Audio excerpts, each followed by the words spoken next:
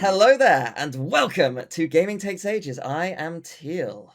And I Uh-huh. am the only Emil? No, I don't believe so. I Usually I resent am. that. Oh no! I believe we are joined this week by a wonderful Chuggaaconroy. Hello. A wonderful Chugga, as opposed to the horrible Chuggaaconroy. Yeah, hello. There is only the wonderful. Thank you as for as having far me. as I'm aware. Well, thank you for joining us. It's a pleasure to have you here. Thank you. Have either of you met another Emil, or is this like the Spider-Man meme where you're pointing? Or I have not. It's rare.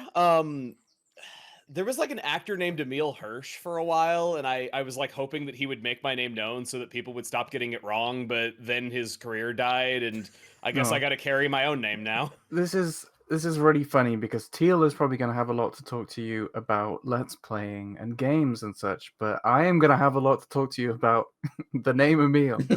And you say that this actor, you were hoping they would do that, but I feel like at least in this space, you have done that for me. Oh, yeah. I'm glad to hear that. There was one time when I was at a GameStop, and when they like looked at my rewards account, they went, "Oh, Emil," and I go, "Yeah, I'm surprised you got it right." And she goes, "Oh, my favorite YouTuber is named Emil. I'd never get that wrong." And then I just said nothing.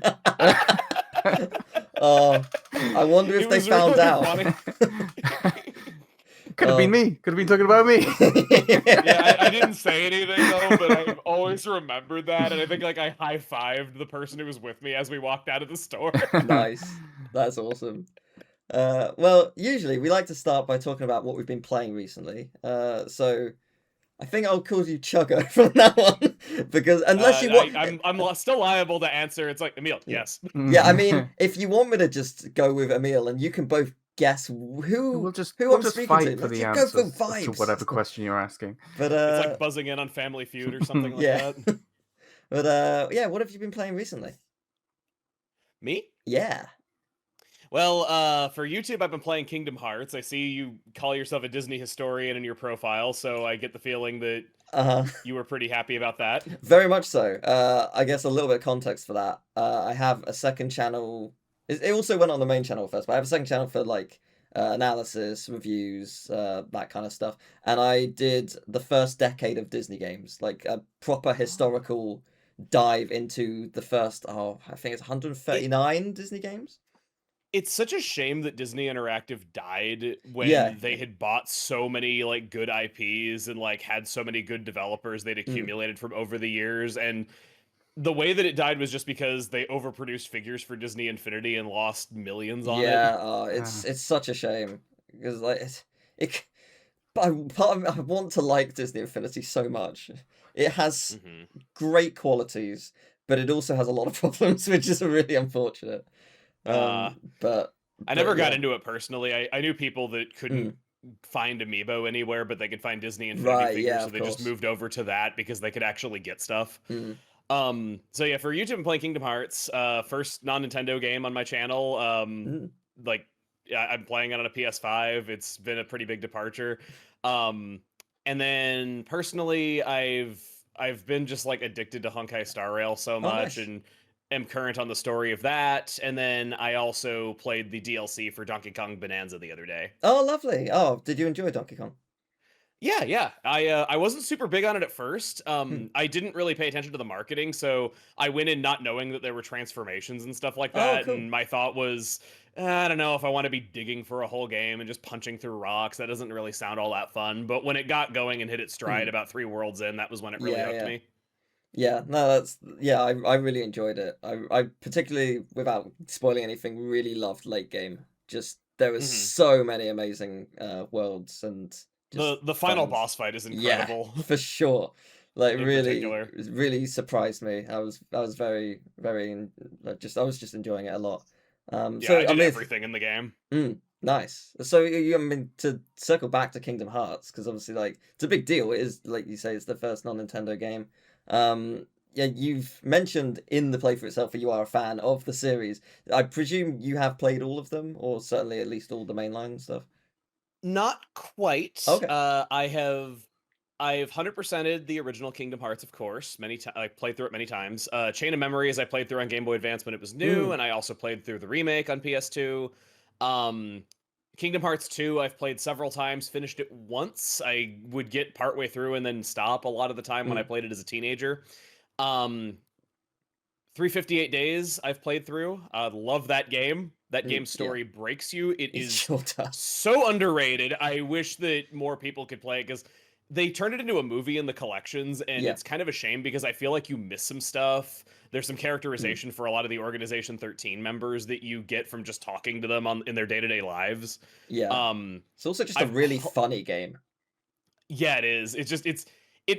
I mean this in the best way possible. It doesn't feel like a real Kingdom Hearts game at times because you just hear about the 9 to 5 struggles of the organization members and see them when they're on their day off and like, Zemnis has me going out to Agrabah again and I can't stand the freaking heat. Like, it's so funny. But yeah, I love that game. I've played Birth by Sleep, never finished it. That's the next one on my list to go take care of.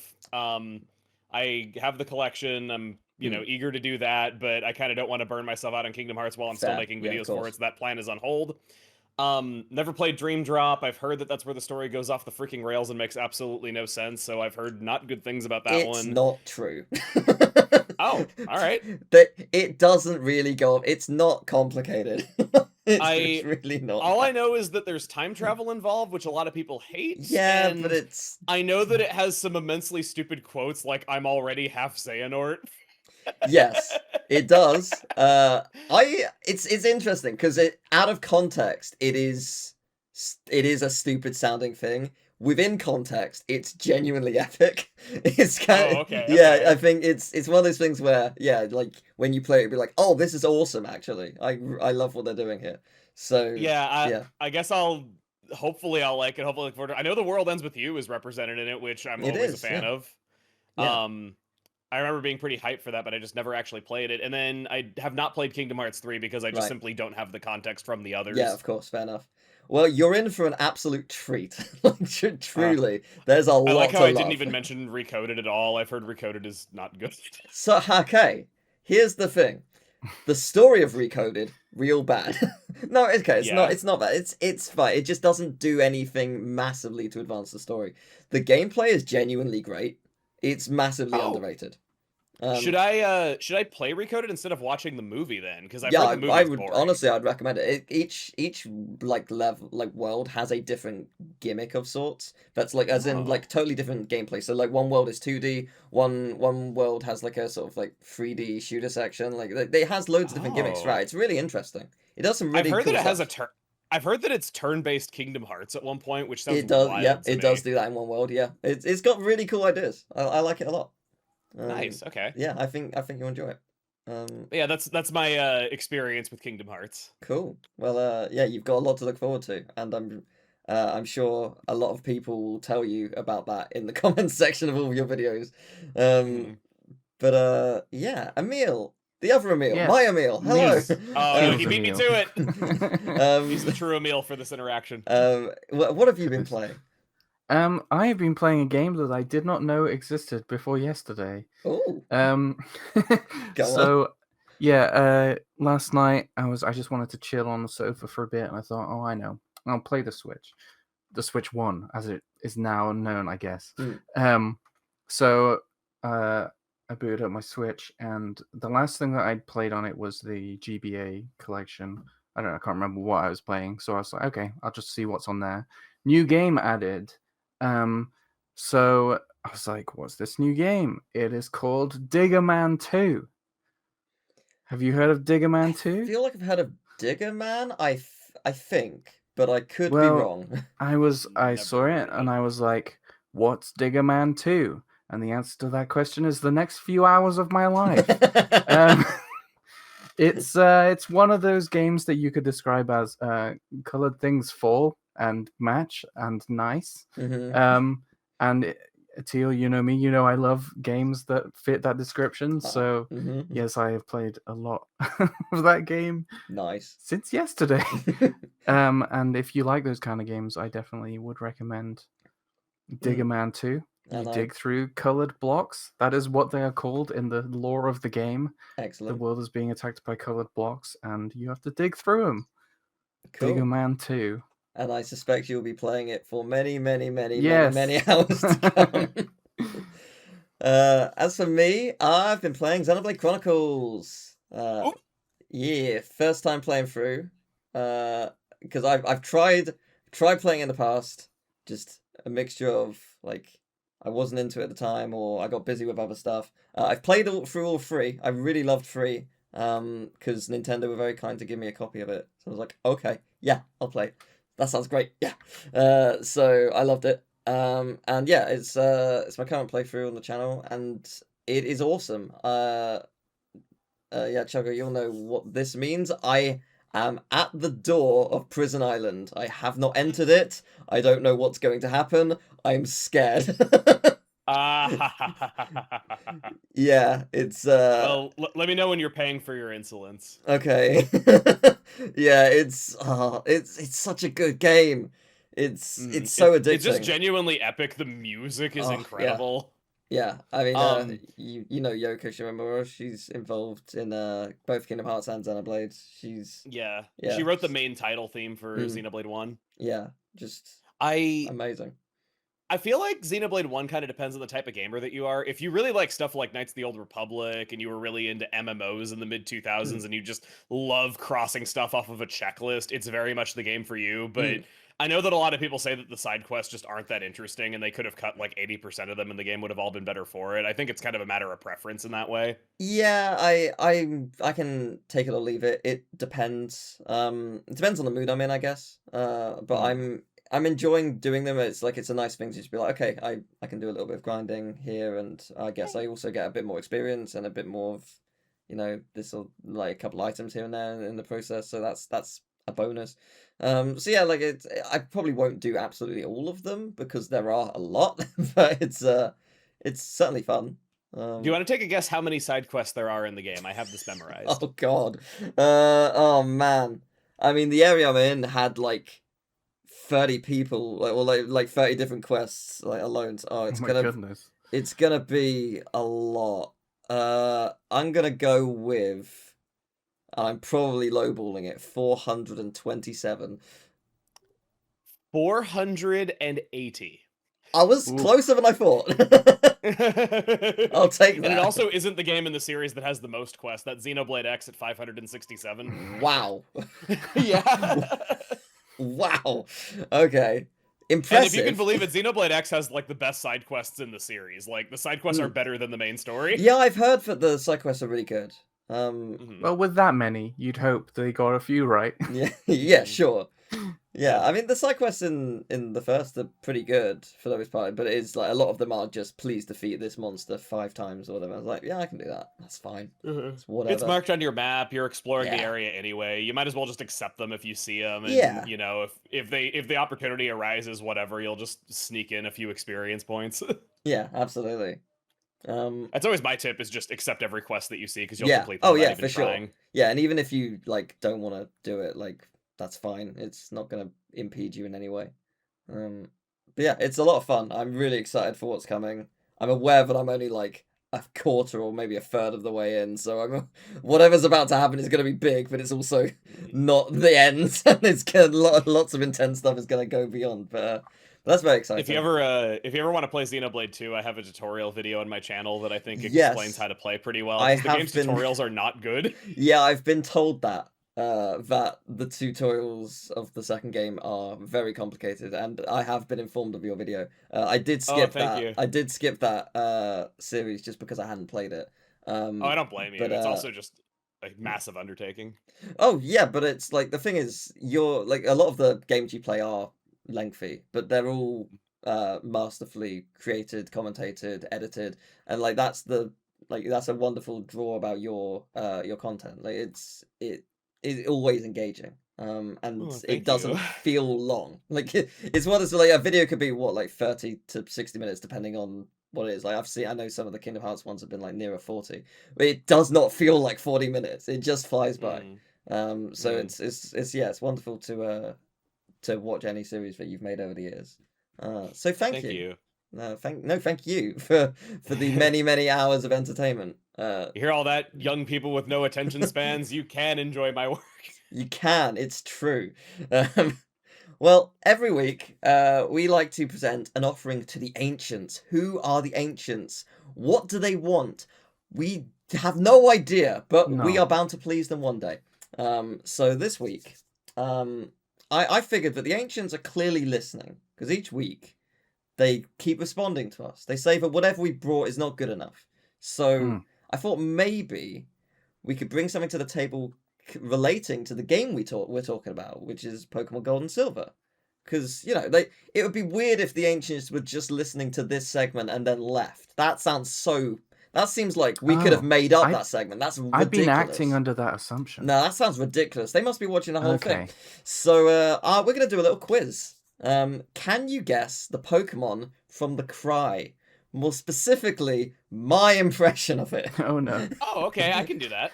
I certainly cannot. Do we just blurt it out, or what? Are we So I'm gonna give one to Emil, and I'm gonna give one to Emil.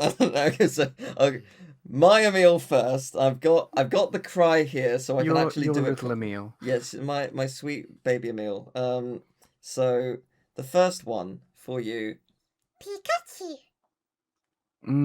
That is. Would you like a tough multiple one. choice? Yes, please. I Okay, think I'm gonna it's need that. Pikachu, Squirtle, Kangaskhan. I know it's a difficult one, but you got this. Can I hear it again? Oh, you may. Pikachu. Fun.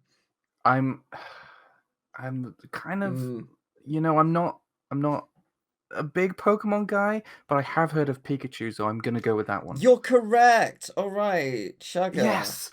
Oh. Here's Oh, yours. that's gonna be hard to follow. Can you repeat that? Of course. Would you like a multiple choice? Sure. Butterfree, Bulbasaur, or Ditto? Bulbasaur. You are correct. That's genuinely Wow, really okay. impressive. Wow. All right. The Pikachu one was just a joke for you, Emil. Oh, no. So you're It getting was you're going getting so well. you're getting cries now. So I need to listen to it first. Wait. Oh God, it's not playing. You Okay. haven't memorized it? Oh. So that is either Sentret, Quilava, or Kabuto.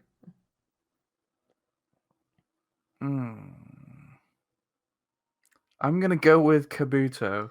You are wrong, as I get a spam call. Decline spam call. You're getting a spam call right now. Yeah, it's muted, but yeah, I'm playing the sounds, and I just got a spam call appear at the top of my phone. Like, I'm not going. You should answer and make that noise. No. All right, Chugga, you're That's one. the new way to make fun of spam callers. Just make Pokemon sound effects in their ears. Let's try that again. That is either a Vulpix, an Eevee, or a Squirtle. I'm gonna go Squirtle. You are correct. Very good. Ah, I have a feeling you're gonna win I this honestly, one. before the multiple choice came up, I thought it was Xerneas, because Xerneas is like. Okay. I guess I will say that these are all Gen 1 and 2. Just for the sake of Gen 3 doesn't exist yet. We're in 2000 right now. So yeah, we'll just but that does narrow it down for you a little bit. So okay, Emil. So that is either Sudowoodo, Ledibur, or Crobat. I want to say Ledibur. It is not. It's Sudowoodo. That's a ridiculous noise for that Pokemon to make. Chugga, you're one. It cut out. All I heard was. Did that help at all?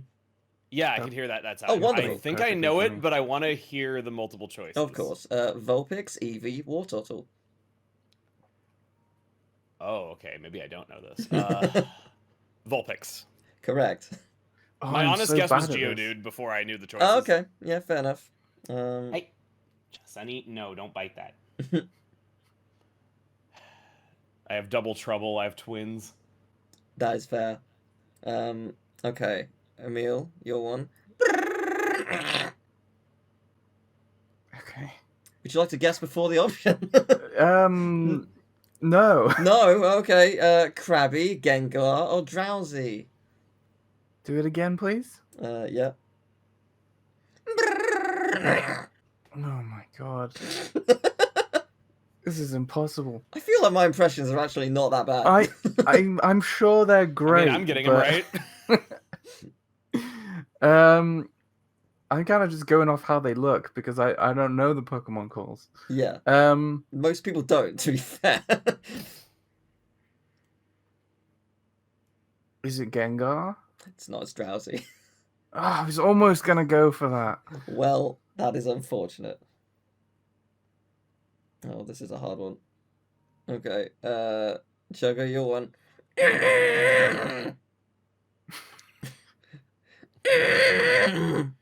It's either Crobat, Moltres, or Dugong.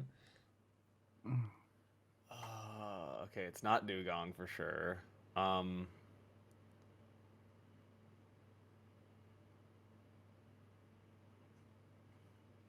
gonna say Moltres. I'm sorry, it is Crobat. Ah. Oh. I guess I always think of Moltres as like loud. Just... Okay. Emil, your one.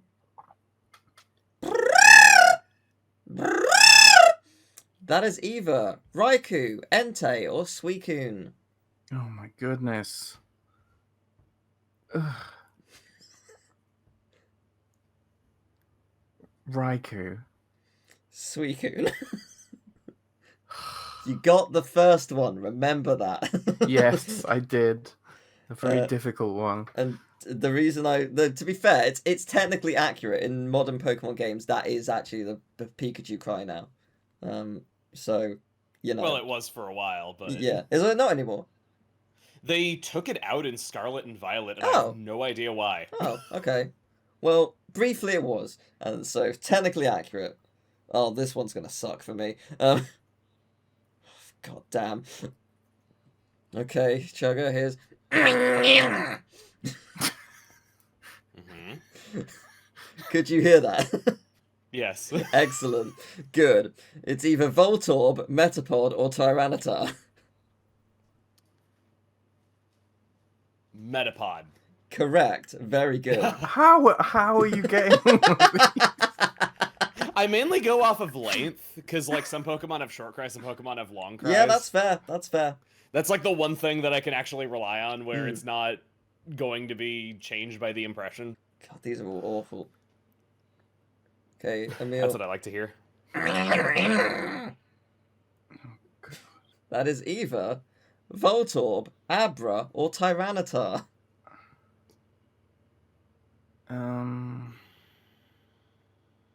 Tyranitar? It's Abra. Oh my god.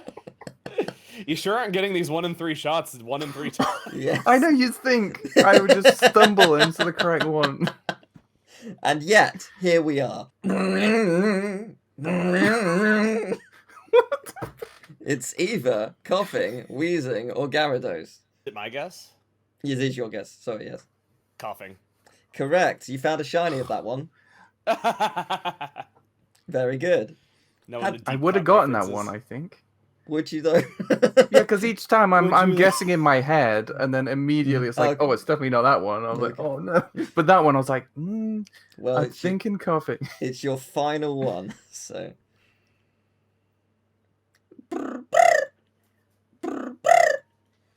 It is either Pidgey, Murkrow, or Spearow.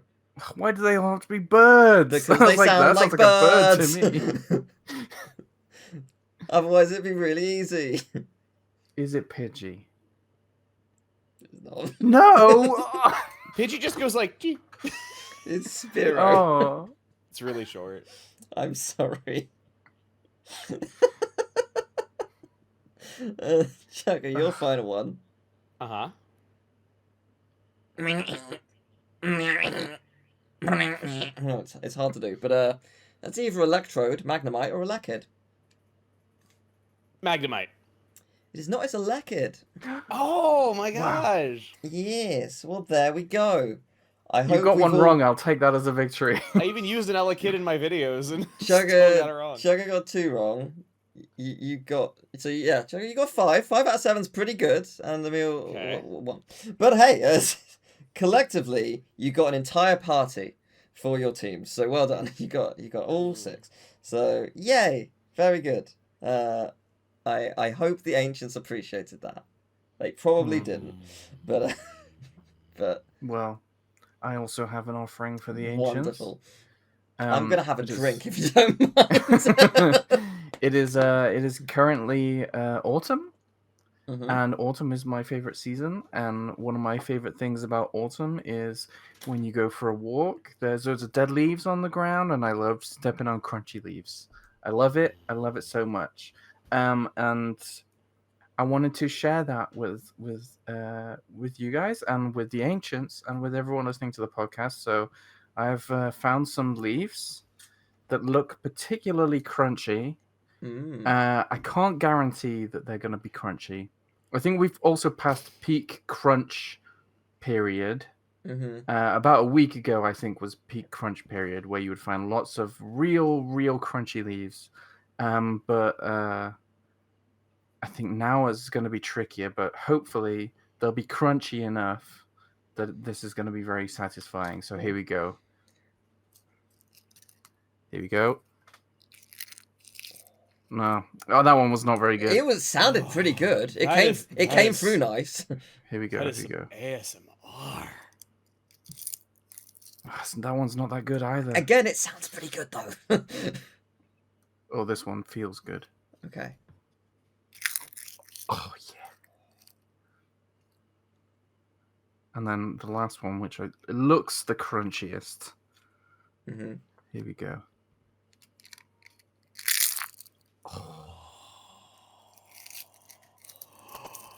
Like popping Nice. a creme brulee. Oh, gorgeous. Goosebumps. Oh. Well, that paid off. That was nice.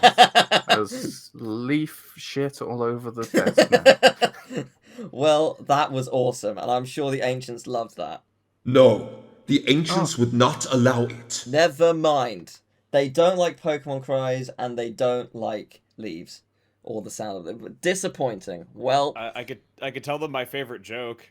oh, please do. Oh, Oh, I maybe might they'll sway love them. it. Oh, let's go. Why couldn't the 11-year-old get into the pirate movie? I It think was I know. rated R. Yes. No, the ancients would Oh. not allow it. Well, Oh, Okay. those Well, bloody At ancients. least it wasn't any worse than what you guys did. No, it was beautiful. That's Thank you. true. It is a solid joke. I do love that. Well, let's talk about Pokemon Gold and Silver properly. Almost exactly 25 years ago, on October 15th, 2000, Pokemon Gold and Silver released on the Game Boy.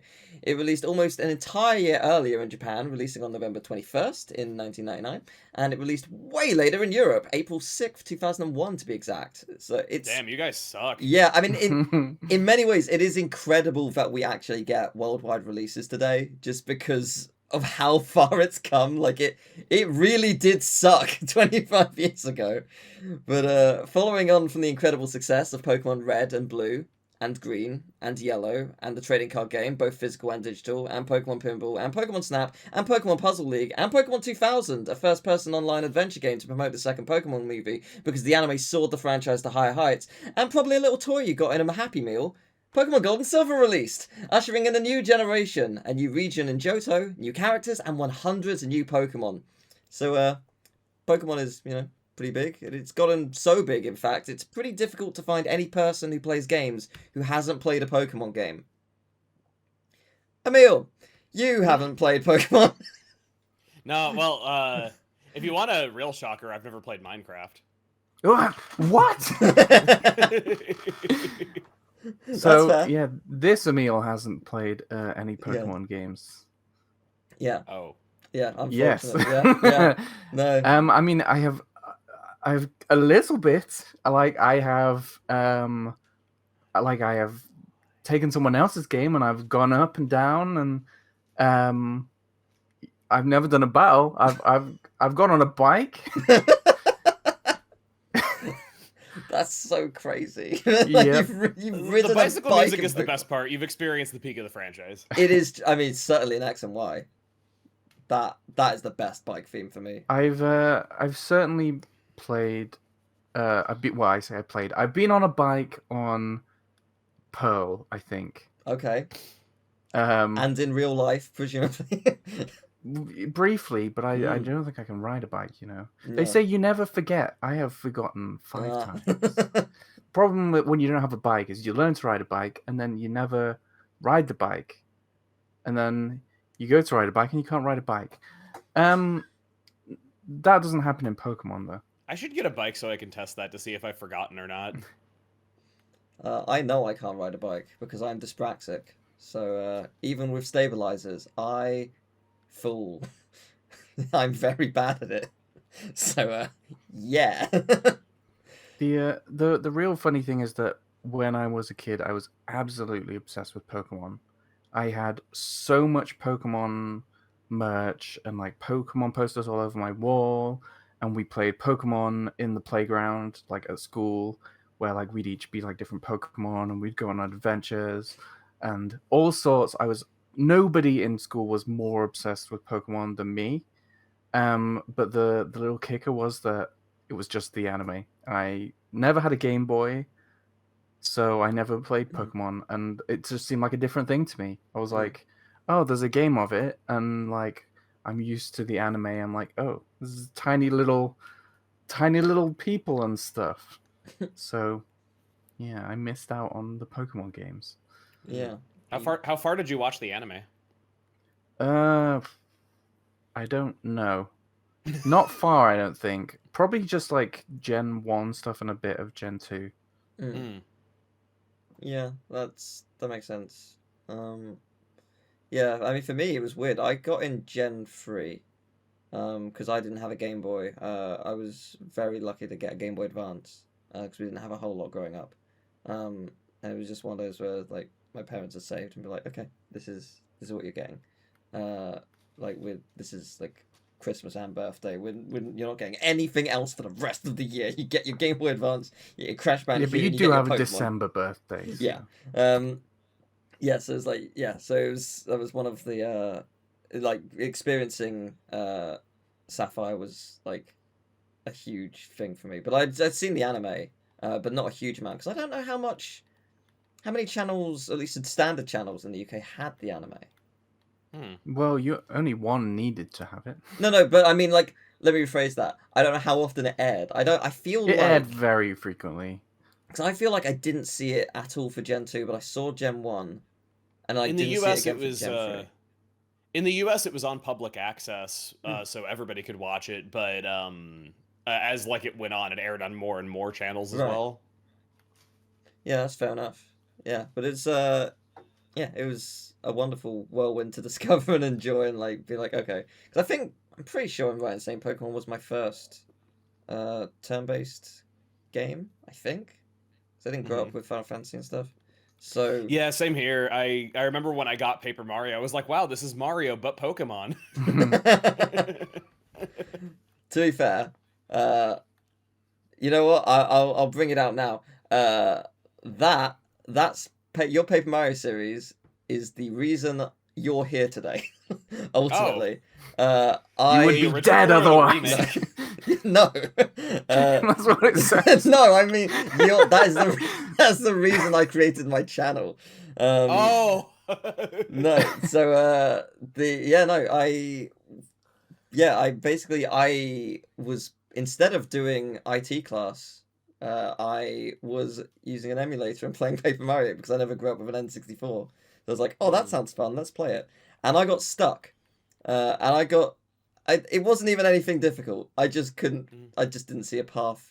Like it was just My immediate guess was Huff and Puff because like every kid I knew got stuck on Huff and Puff. No, it was chapter 5, the jungle. It was literally just a place upwards that I just didn't spot for some reason. I was just like, I wonder if there's a video online, and then your video showed up, and I was just like, it's amazing, it's absolutely incredible. So that's the reason I started making videos myself, because I saw you with Paper Mario. and by extension, I imagine the first time I saw anything to do with Gold and Silver was your channel as well, because I as I said, didn't Full have circle. I didn't have those that console or portable console Some at the time. crunchy audio quality. It is, but it's still pretty great. It still holds up. You say so. I mean, to be fair, I think everyone goes through that. I look at my stuff from however long ago. I'm like, no, that's bad, or like that's weird, or that's not my style now, or that's not whatever. Like it's various things, like whatever it may be. I mean, 'Cause the we internet as a evolve. whole has just changed. Like Yeah, back then, like it really has. edgy jokes and like cussing every other word was Yeah. like very in vogue, and people joked about, like people would make like all sorts of jokes that you couldn't get away with today. Yeah, absolutely. And like back then, if anybody called you out on it, people would just be like, "Oh, come on, don't have a cow. It's just the internet. It's not like any of this actually matters. Yeah. It's not like I mean it." Like that was Yeah, for just sure. how people were back then. Yeah, it is crazy how much the whole space has changed just so rapidly as well. But it's cool that we're both still around and able to do it. It's but yeah, I mean it's going back to Pokemon Gold and Silver. Crystal launched a year later, which started a sort of general trend for better or worse of a bigger and better version of the games. And I think it's alright to talk about Crystal as well interchangeably because it's not really easy to discern what was different in some cases. Like it's like unless you've played them side by side in some things you wouldn't really know if it was a subtle change or not. But Crystal did add some things. You're able to choose to play as a girl called Chris. There's battle animations. There's more story, a couple new areas. So did add a fair few things. Much like Emerald did for Sapphire and Ruby, and Platinum did for Diamond and Pearl. But yeah, so Chugga, did you end up playing it when it first came out, or did you like have to wait a couple years, or? Gold and Silver? Yeah. So my mom was dating this guy who was into video games, and he imported Gold and Silver from Japan when they came out there, and so I had them a year early. And then when it was, so I played through it there. I got pretty far. I think I wasn't able to beat the Elite Four without knowing the language, but I stumbled my way through the game up to that point. I was the envy of all the kids in school because they could look at my game and see all these new Pokemon that they didn't know about. I knew their Japanese names and everything. And then when it came out in English, all the kids called me a fraud because they're like, "Oh, it's not Otachi, it's Centrant. Like, what are you thinking?" Like, they didn't understand that it was different. So it comes out in English, and at that point, I already know like so much about the game and everything.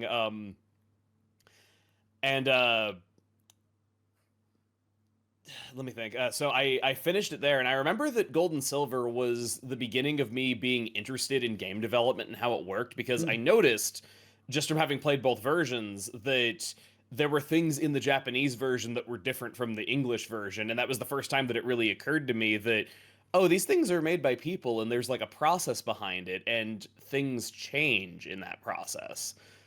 There's stuff like Donphan's trunk is textured on its underside in the Japanese version, but it's smooth in our version, and it's been smooth ever since. Slowpoke has stripes on its belly in the Japanese version, which it's never been depicted that way at any other time. In our version, it was fixed, and it just has a pink belly. There's stuff like, I think it's the beauties are like in bikinis in the Japanese version, whereas Really? they're more, no, they have shorter skirts. They have shorter Right. skirts. They have like really short skirts, and then the fishermen are smoking cigarettes in the Japanese version. Wow.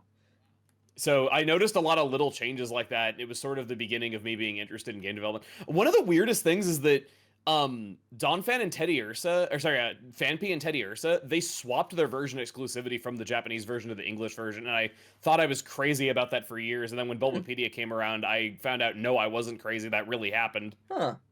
Weird.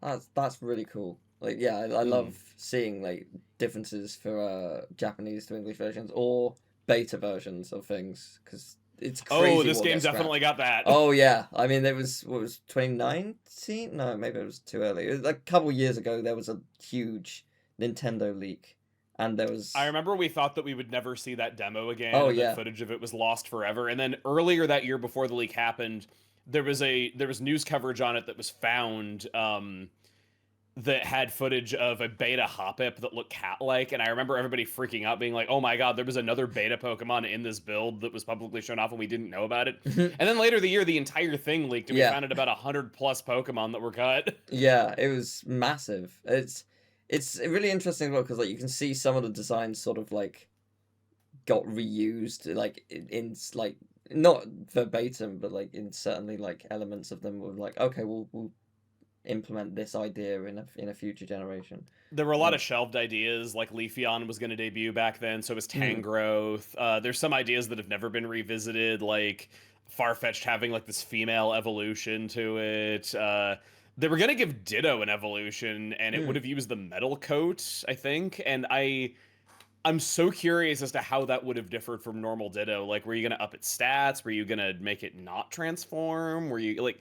I have so many questions about why they were giving Ditto an evolution of all things. Kind of, I can't remember what the Pokemon is. Malmetal? Kind of looks Melmetal? like it kind of looks like a metal Ditto, to be fair. I suppose. I wonder if that was like I always felt like vague influence. Meltan's body just looks like a Ditto with no face. Yeah. Yeah, so it's like I wonder if it is like that kind of influence did carry over, but just is not as obvious, or not. Who knows? But that's really cool that you got to experience like both versions, because that's something that very few people did. Like it's quite a special thing. It was a really magical experience just having this thing early. I even had a Japanese translation guide with it, cool. so I could understand more or less what was going on. There was like a player's guide that somebody had made. I still have it. Oh wow! And presumably you played Red and Blue before Gold and Silver. Oh, of course, yeah. I got Red and Blue as some of my first video games. I remember that I remember that I got a Game Boy for Christmas, and it had that in 1998, and that was like the big hot thing that every kid had to have, and it was all everyone was obsessed with and everything. Yeah, cool. So where would you rank Gen 2 in comparison to like other generations? Pretty highly. I, as bizarre as it sounds, I kind of preferred the original for a long time, but I've kind of come around on Heart Gold Soul Silver in recent years. If we're considering Heart Gold Soul Silver, it's definitely in the upper tiers. Yeah, sure. I mean, yeah, it's Heart Gold Soul Silver. I really enjoyed, because as I mentioned, like I didn't properly experience Gen 2 like growing up, so that was my first like foray into it, and yeah, it was just such a fun game, like especially like because the music in Gen 2 is really good, and getting to hear like this upgraded soundtrack for the DS just really just blew me away at points. I love that one root theme at the beginning of the game that's like dun dun dun dun dun dun. That song is so adventurous. I love it so much. They play it at the very beginning of the game when you're making your character, and it feels like you're going on a big adventure. Yeah, I think my favorite is probably Goldenrod. It's a beautiful theme. The instrumentation sounds kind of sad in the original, which kind of surprised me. Yeah, with, like, what a little bit. They definitely like made it more upbeat in the remake, but yeah, I've always thought it was kind of strange how it's a good song though, but it sounds like sadder. Yeah. That I'd expect. Yeah, I know what you mean. So with Gen 2, it's obviously like Gold Silver was obviously it was a big deal because it's a brand new Pokemon game, like it's not just a spin-off or whatever. And yeah, it was really cool that they actually didn't just, it's not just Johto, it's also Kanto. You get to go back to Red and Blue after you beat the Elite Four, which is, it's surprising it hasn't been done more. I understand why it hasn't, but it is surprising. What you're getting at is, I think that they've talked about in interviews how they wanted Gold and Silver to be the ultimate Pokemon game, where if they had an idea, they did it. And they really pushed the system to its limits. They did so much with it. And that was because a lot of things that got popular from TV shows would just end up being fads that would die out in a few years. So they were worried that Gold and Silver would be their last chance to really like make a big game. Because they did that, I think it kind of set expectations a little too high for the future, because Mm. there was kind of this whole idea of, well, Ruby and Sapphire doesn't let you go back to the previous 2 generations. That's a normal Yeah. expected thing. Like, why don't they do that? Or, Ruby and Sapphire doesn't have the phone, or it doesn't have the radio, or it doesn't have day and night cycles. Like, people were expecting everything that was in Gold and Silver to just be there forever, and they didn't really get that sometimes features can be redundant, sometimes features just don't really fit with the game design, sometimes there was the fact that it would be a lot more work to include Johto in Ruby and Sapphire if that was the case. You'd have to it would also close the door to a remake of another game for a long period of time, Yeah, so it would be seen as just a waste of development resources. There's so many reasons why it isn't really sustainable. It's also why I wasn't particularly surprised about the fact that not every Pokemon is in the games anymore, because when I was growing up, I knew that that was going to happen eventually. Yeah. Yeah, no, it's like I'm certainly not complaining. I'm just surprised that like they haven't done sort of like I guess like maybe a DLC of some description that's effectively a new game. But like because in like I thought they might do it with uh this Scarlet Violet, because it's right next to Kalos, like in the world, like it's Spain and France. So I was like, oh, maybe they could do a DLC thing where they sort of cross over. One of the DLCs takes you to Unova, but it's like a new area of Unova that wasn't in the original game. Yes, that is true. Yeah, I do like that a lot. But like I just meant like it'd be interesting if they would have done that at some point, like actually remade a region as like a DLC, because it is so close to each other, like geographically. But I totally get why they don't, because it is so much work. Like it would be it would probably just nowadays get seen as a waste of development resources with how really expensive it's become to make games. Yeah, for sure. But yeah, going back to Gold and Silver, it's such a wonderful game. It has so many. I really like the new Pokemon. Like it's such a weird thing as well, because like there's some Pokemon that are going to be very hit or miss for some people, and I think that's the case with every gen. But it's also like there's going to be some gens that people just generally prefer more than others. Generally prefer. Yes, as a whole. But yeah, I think the Pokemon, like it's also like a huge pressure, right? Because you've got to follow up from 151 phenomenal designs that have taken the world by storm. You've got to, however many you're making, they've got to live up. It's like, oh, absolutely. How do you do that? How do you cope with that?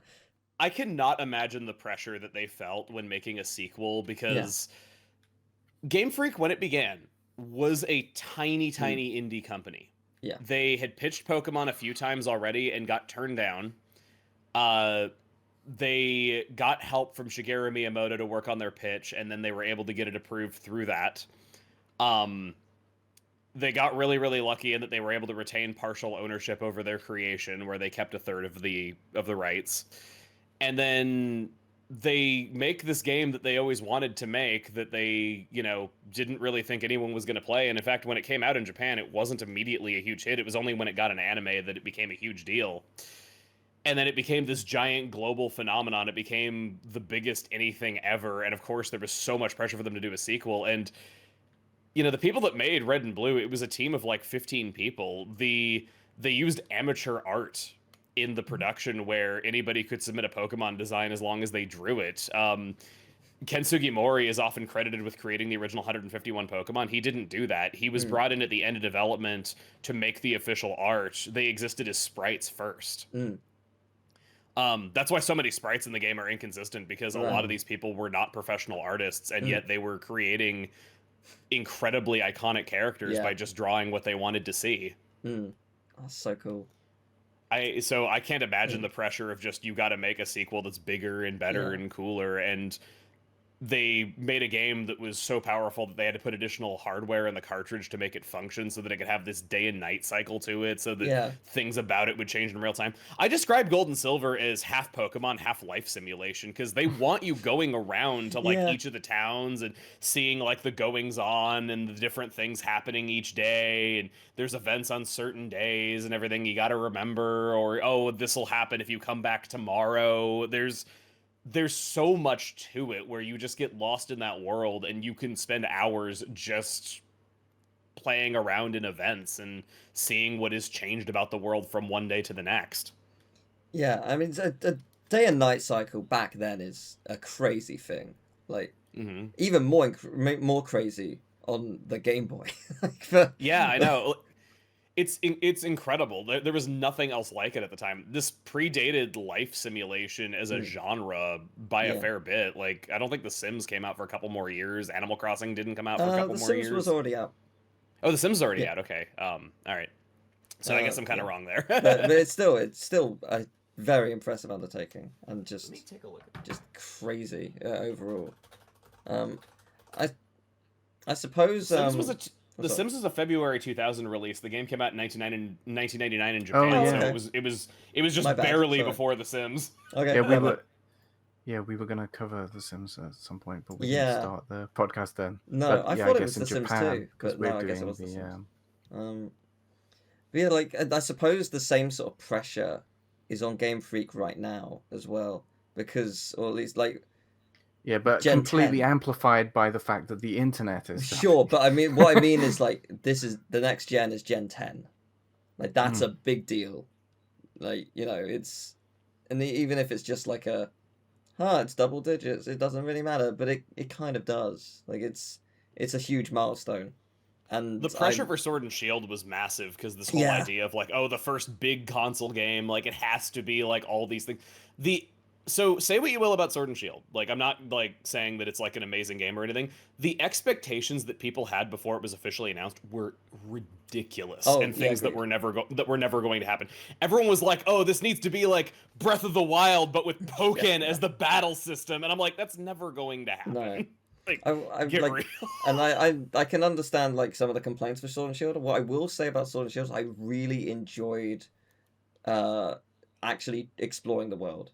The routes themselves felt really just fun to visit. I hate that this is a through. hot take because if you say anything positive about Sword and Shield, people dogpile the crap out of you. But I'm just gonna say this. Yeah, the wild area doesn't look that impressive. Yeah, the routes are bland and boring. The towns are freaking stunning in that game.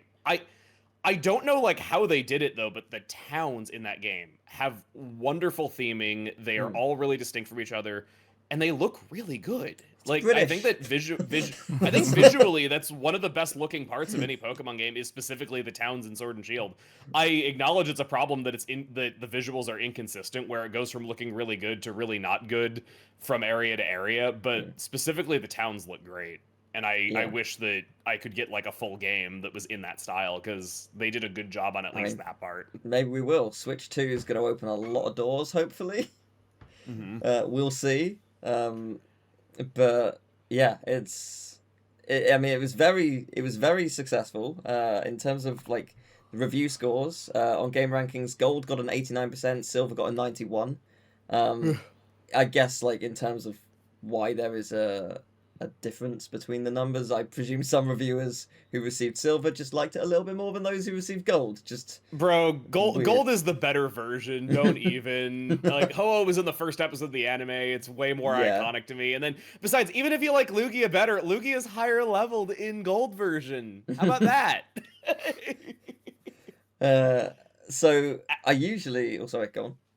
I was gonna say, actually, that's kind of a problem with the games, is that because you could catch both legendaries and the other one was level 70, because there was no move reminder at the time, the level 71 was permanently locked out of ever learning their signature move, which is a shame because Aeroblast and especially Sacred Fire were among their best attacks. That is...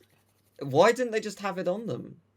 I don't know. Like that's so weird. So when you catch a Pokemon in the wild in those games, it just gives them their last 4 level up moves, and they're too high leveled for having that move because they have more than 4 moves between level 40 and level 70. That's very unfortunate. It is. Well, I usually like to look at reviews, both reviews and user reviews, or player reviews or whatever, and this is unfortunately not on Metacritic. Heart Gold and Soul Silver is, but Gold and Silver is not. But I have found some player reviews. Dark 33, actually a pretty good Pokemon game. They gave it a 6 though. Uh, more specifically, Just they gave pretty good. they gave it a 57 out of 100. Strong points, lots of monsters to collect, good graphics and play control. The quest itself is pretty good. Weak points, too easy one-on-one battles, battles are tedious, too many random battles. I don't think they like the battles. It's I don't know. No. It's hard to work out exactly what was wrong. But I found it amusing that, they say it's pretty good, but it's still just a 6. Yeah, someone else gave it a 10, saying what red, blue, yellow, and green should have been. Someone else gave it a 10, saying, what a great sequel! It takes everything that made the original great and expands on them.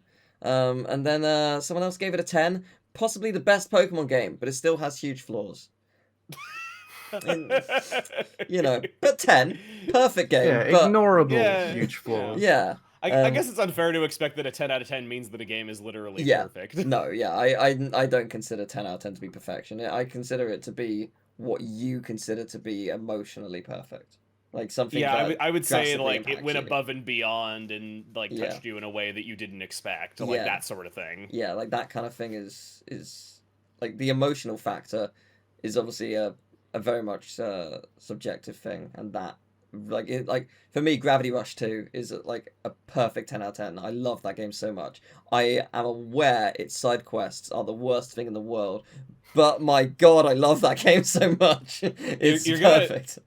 You're gonna hurt me. I owned a PlayStation Vita and I didn't know that they made a Gravity Rush 2. I thought there was only one. No, that's fair enough.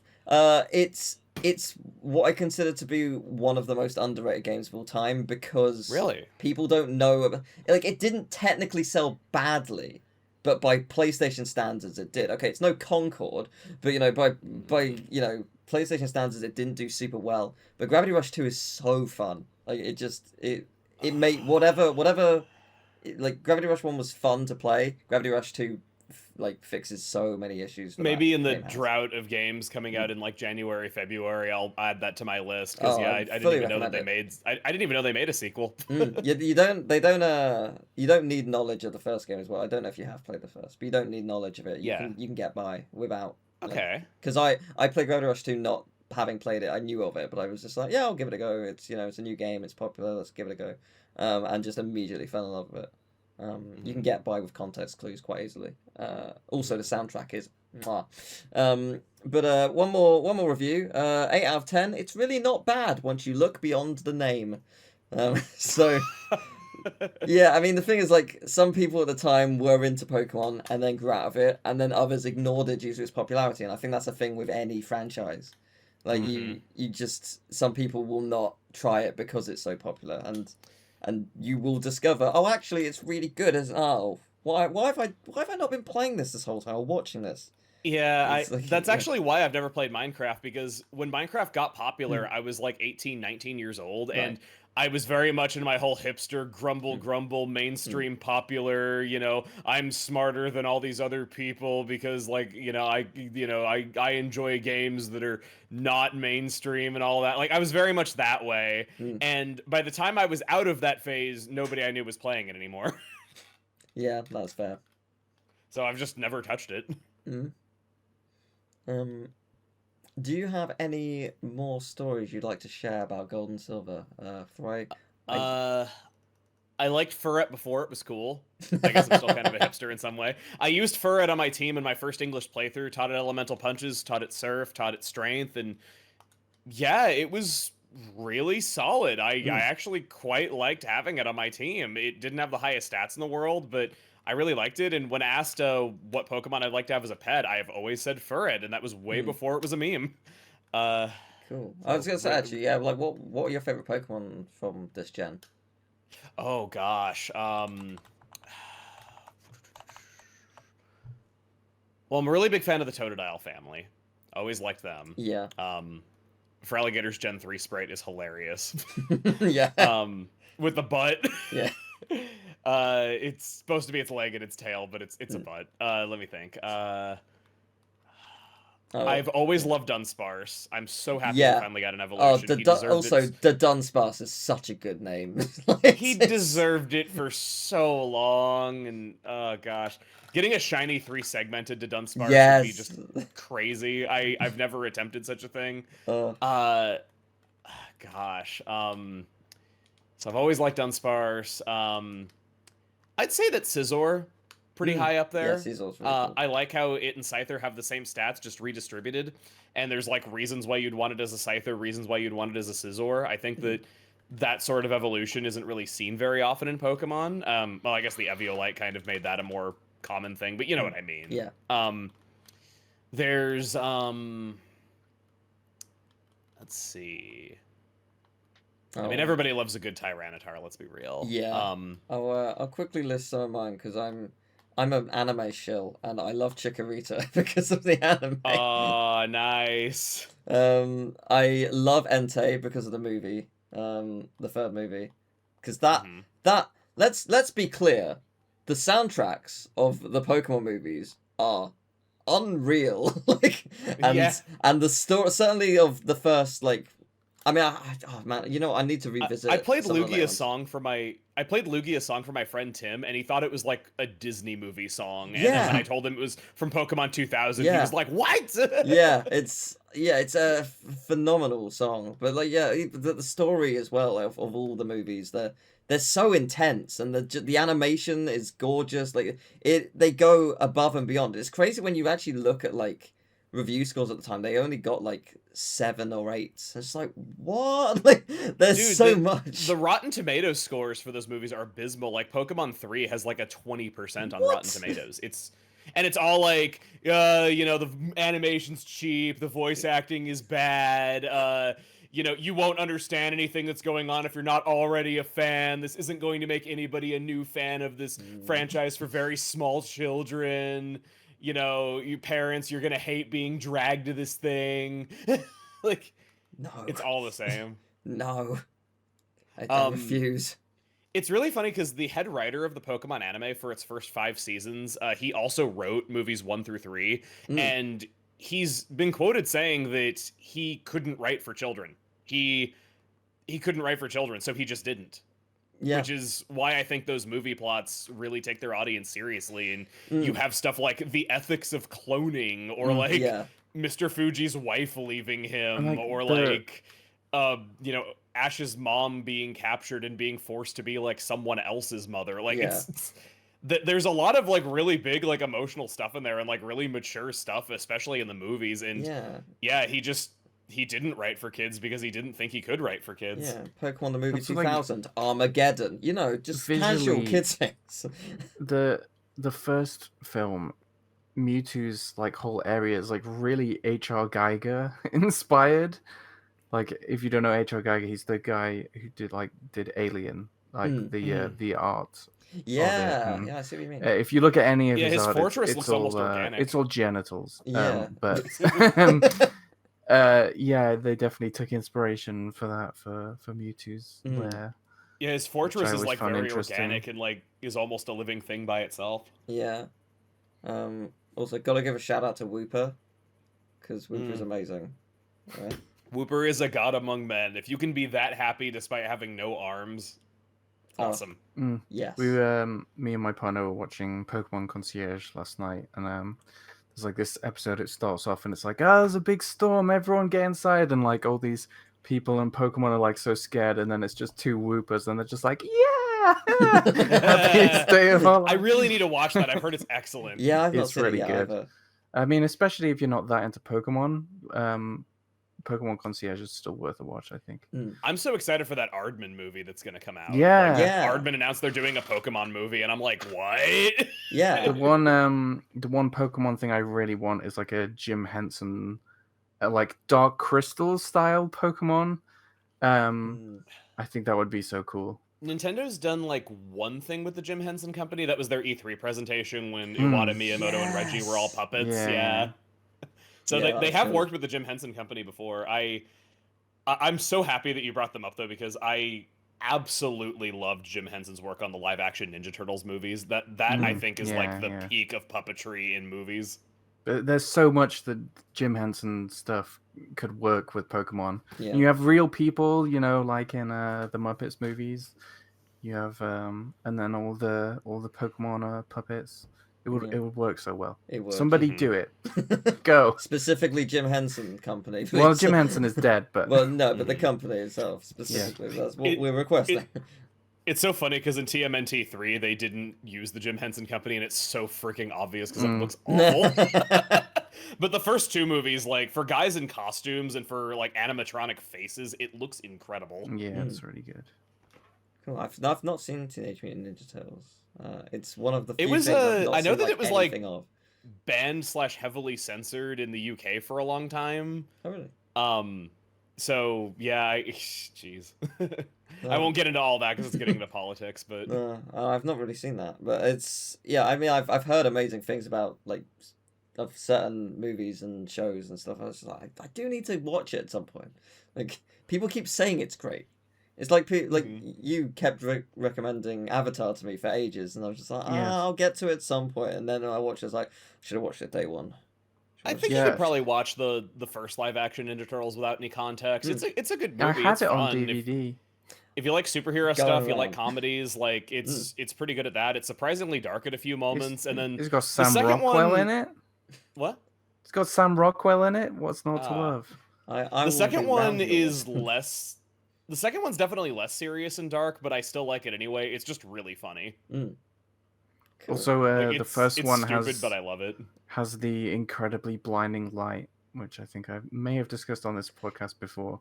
Yeah, if not the podcast, certainly in a video. There's just one bit where there's a light that is just so unbelievably blinding. It's like, how is this coming out of my TV screen? I'm blind. Yeah, no, I'm excited for that. How did we get on this topic again? I don't know. Jim Henson, I think.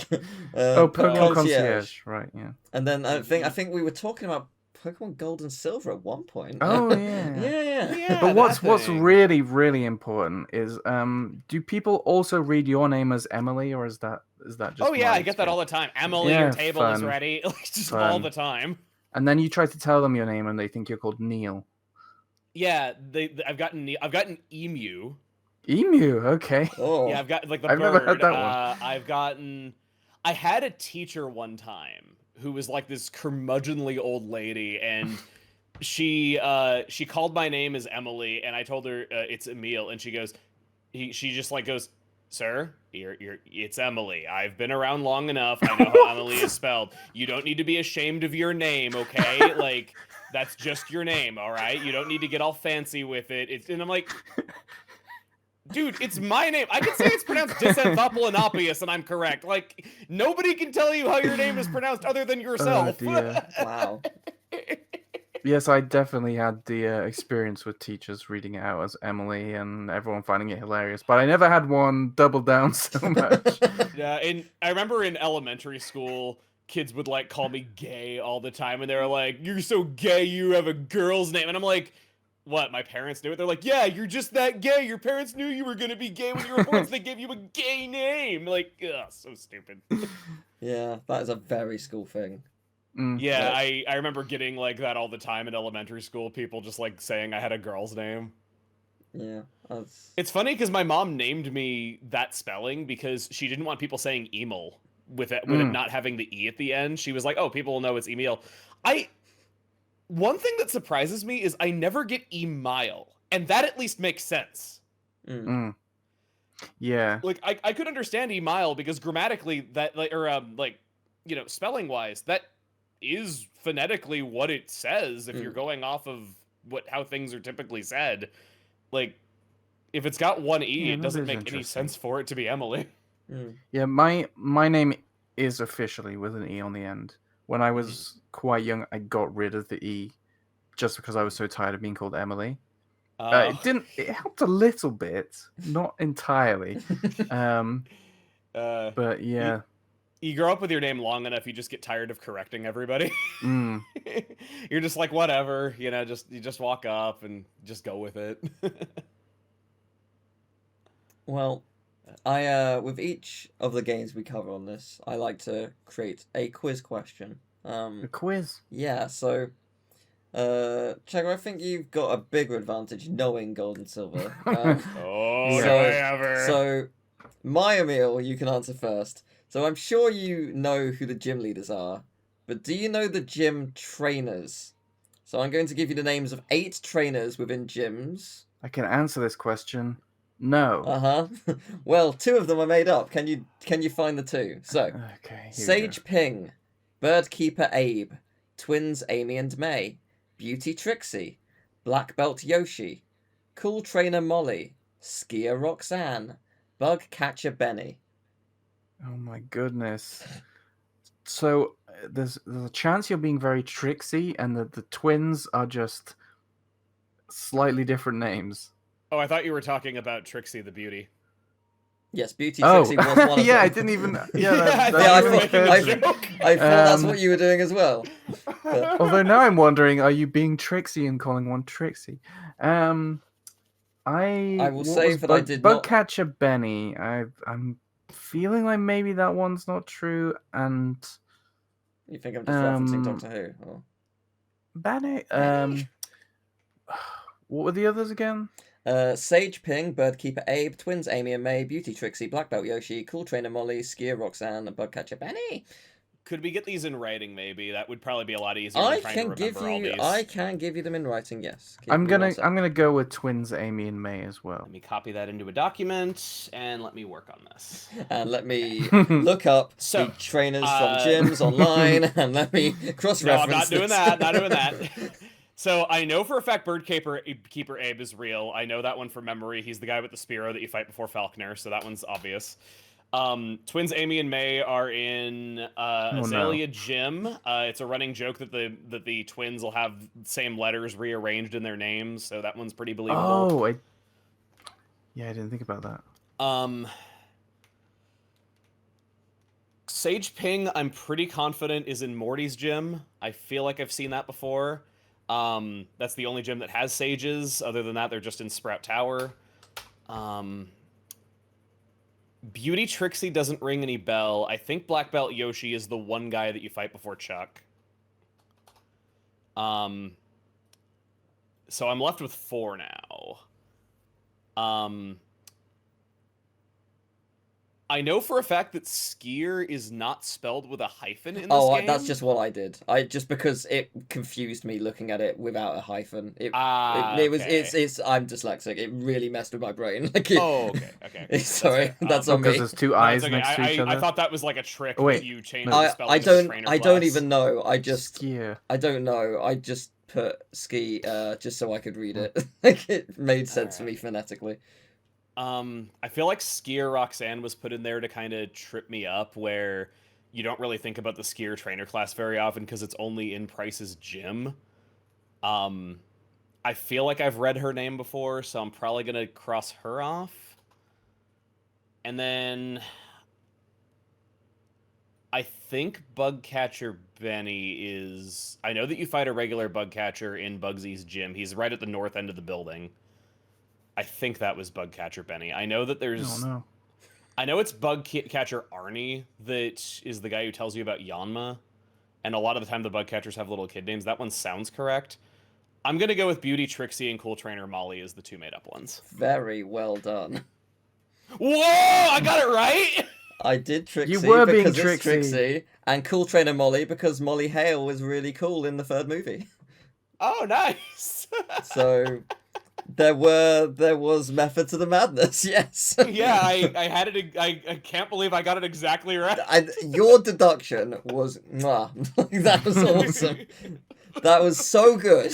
The fact that you and I mean I could be mistaken, but I'm pretty sure every single piece of info you gave was spot on. Like just absolutely amazing. Emil, the free encyclopedia. That was awesome. Finally, we like to end our show with some interaction from the viewers. We have an email, Ah. gamingtakesages@gmail.com, or you can leave a comment down below. We'd love for you to email in with gaming stories you want to share about upcoming games, or just any stories in general, questions for us to answer. Tell us if you beat a boss in a funny way, like what your experiences with games are. If you want us to talk about, a philosophical debate, or if you just want to tell us about that slowpoke tail that is delicious, please do. I hope you had it cooked while watching this podcast. I thought kids these days were loaded. Yeah, they are. I mean, it is an acquired taste, but it is. But yeah, our question this week: what is your wind down game? Which is just a general, the game you'll play when you want to calm down after, doing the Oh cooking or the no! dishes. I only or... saw it in writing. I thought it was wind down Oh, game. I'm so sorry. The kind of What cartridge do you blow on? yeah. So it can be something you're currently playing or have in the past. Yeah, I don't mind. Who wants to go first? Well, this is gonna sound weird as a wind down game though, but I always just dungeon crawl in Honkai Star Rail playing with Simulated Universe and Divergent Universe and do the end game content, which is the hardest part of the game, but for some reason I don't know, man, I unwind with the most brutal of challenges. That's fair. I don't think that's too weird. Mine's sort of weird. It depends on your mood, I think. Because Honkai Star Rail's, I presume, quite long, being a gacha. It is gacha, right? Yeah, it's a gacha turn-based RPG. Yeah, I was gonna say, I was pretty sure. I knew like that it was turn-based, but I couldn't remember if it was still a gacha game or if it was just made by Genshin people, so it was attributed. But yeah. So like it's very story-driven. Yeah. I mean, yeah, it's one of those things I've really wanted to get into them, and I just haven't yet. And I'm aware that it's such a huge undertaking because there's so much in the game. So yeah, they're on currently the fifth or fourth planet. Yeah. Cool. But yeah, I mean, it's a great wind down game because it's like kind of endless in a sense, or certainly like it's gonna have content for many years to come. Certainly, which is fantastic. Other Emil? Yes. Well, it's a bit funny for me because I feel like most of the time I'm playing games is when I'm winding down. So I feel like anything could be the answer for me, really. Like, for a while it was Hades. I would play Hades before bed. And I guess now it's probably going to be Digger Man 2. But me and my partner like to wind down with like word games. Like we play words on stream, off stream, which is just like find anagrams and stuff like that. Very things that are barely games. I find are the best wind down games for me. Yeah. But Wordle and like crosswords and stuff like that. But yeah, if I get into a game, that just becomes my wind down game. Like I think for a long time, my wind down game was Enter the Gungeon, and that's why I put the most hours into that game than any other, except I guess Minecraft. But no one's keeping track of that. Yeah, especially when I was at university, it would be like people would joke that like there'd be a deadline coming up and like, oh, Emil's playing Enter the Gungeon again instead of doing work. I'm like, I'm winding down, leave me be. But I think roguelites are quite good for it because you can just do a run. Yeah, for sure. Like Hades worked quite well as well. Yeah, for me, I'm a big fan of Yu-Gi-Oh. So I really like Yu-Gi-Oh! Legacy of the Duelist because it's basically got most of the key battles from the anime for like the first 5 animes. So it's like it's basically just really fun to just play a duel or do a duel too. And you can play with either character for each duel as well, so you don't have to play as the protagonist or the winner of the duel. You can play as both sides. So it's actually really fun to be like, oh, I can change what could have happened if I have. I'm watching through the original anime in Japanese. I watched it a lot as a kid though, and it's been kind of cool spotting the difference. I'm about to watch the final fight with Pegasus. Oh, nice. Oh, so on series 1. Yeah, cool. Yeah. Yeah, that's a fantastic duel. That was I've got a story about that duel. So I didn't watch it. I got into Yu-Gi-Oh in series 3 because it was just on TV at the time, and I was just like, oh my god, what's 5Ds? this? Huh? You mean 5Ds? No, sorry. Like it's in Battle City. Oh, third season of the Yeah, original sorry. anime. Okay. Yeah. So like I bought a DVD of I bought a box set of Yu-Gi-Oh, but like it wasn't. I found it at a charity shop. It was like the first 5 like volumes or something, and it had all of it up to the Pegasus fight. Sorry, did I say all of the half of the Pegasus fight? Because it's a 6-episode duel only, and DVDs were smaller back then, so it just had the first 3 episodes. Like so it's the third episode is when things get really intense. Like, no, what happens then? No, like, it just I think it was a good 3 weeks before I found out what happened. I begged my parents, I was like, please, can we get this DVD? I need to know. So yeah, so that's a good wind down. Either that or, depending on my mood, Crash Team Racing, Nitro Fueled. I like playing time trials, or a cup, and it gets it shuts my brain down and gets my fingers moving. It helps with the potential arthritis in the future. So, yeah, no, it's good. Can recommend racing games and puzzle games, as you have. And roguelikes and intense combat apparently is also pretty good. Yes. Perfect way to wind down. I can see it though.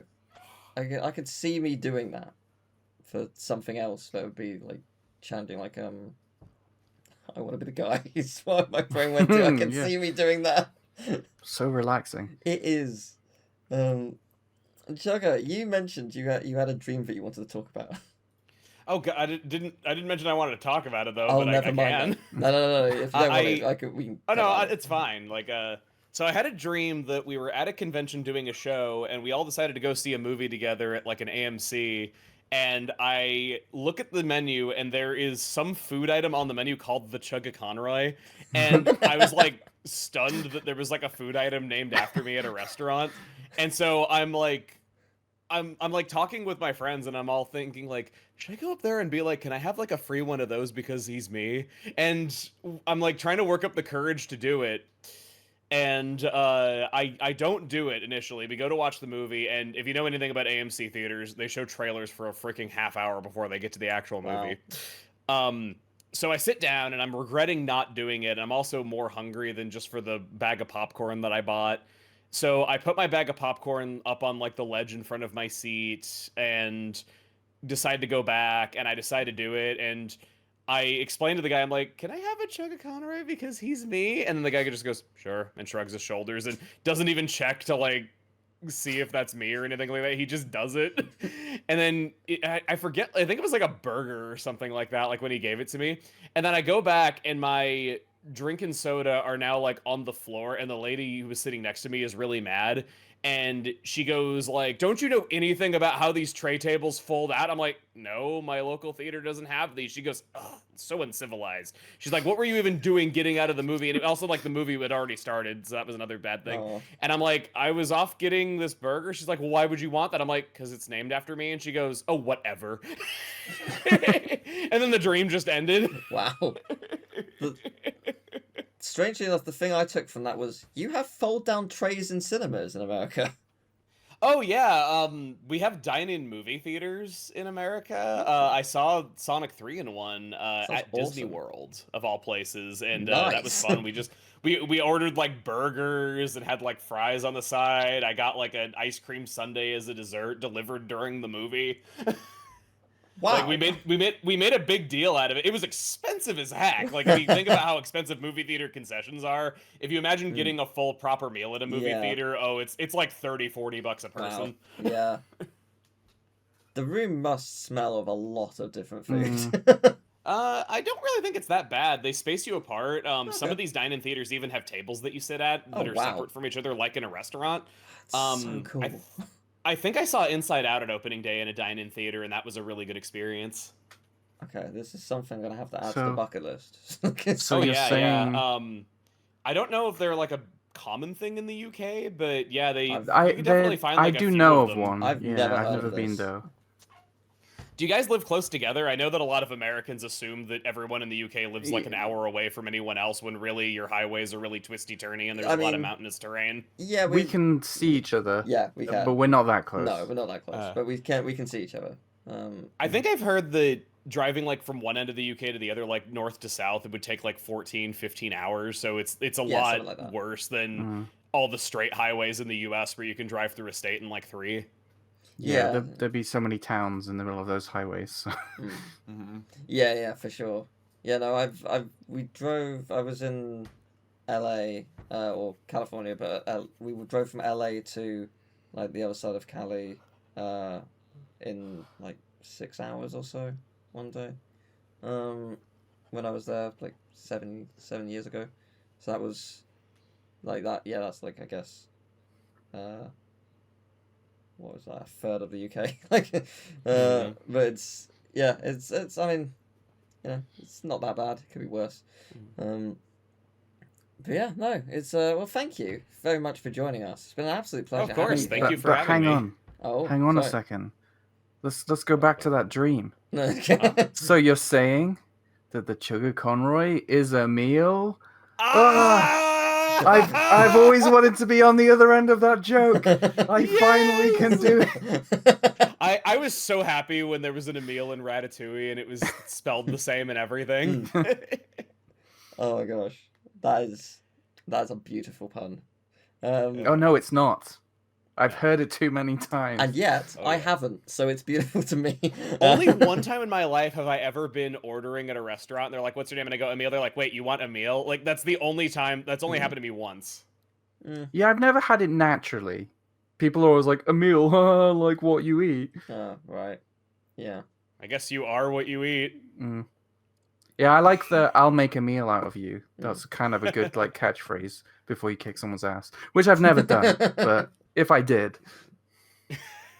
There was one time where we did a vlog video and we did like a strength tester and I got like by far the highest score and somebody was like, dude, Emile is like SpongeBob if he could kick your ass.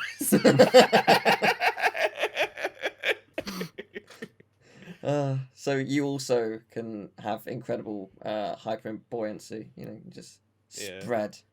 I don't it's a think common I've ever Emile beaten thing. anybody It's up. an Emile trait. I worked with a personal trainer once and he wanted me to like punch his hands and everything as like a test of like strength and control. Yeah. And when he asked me to do it, I was like, wait, are you sure? He's like, yeah, do it. And I'm like, okay. Thank you so much for joining us. It's been an absolute pleasure having you here. Of course, thank you for having me. No, yeah, and Wait, which one? Me? Both. Again, both. The answer is always both.